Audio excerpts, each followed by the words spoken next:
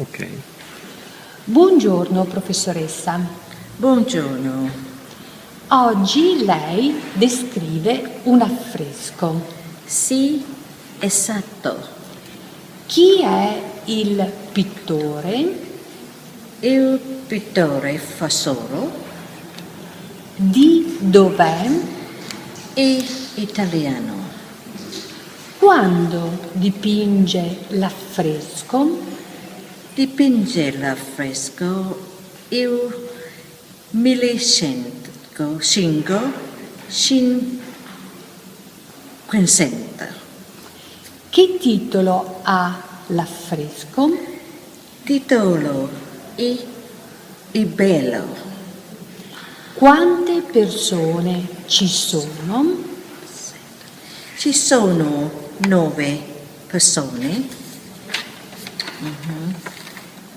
5 uomini e 4 donne. Dove sono?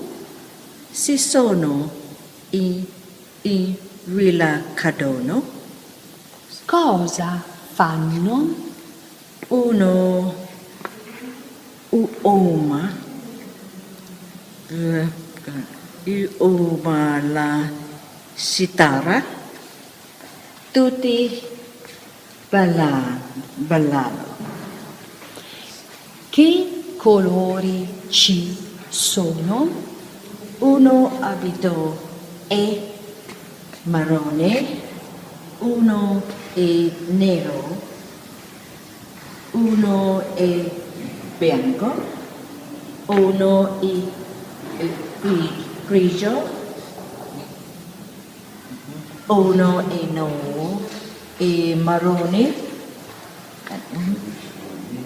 2 bambini indossano i capelli sono giovani. Grazie, professoressa. Prego.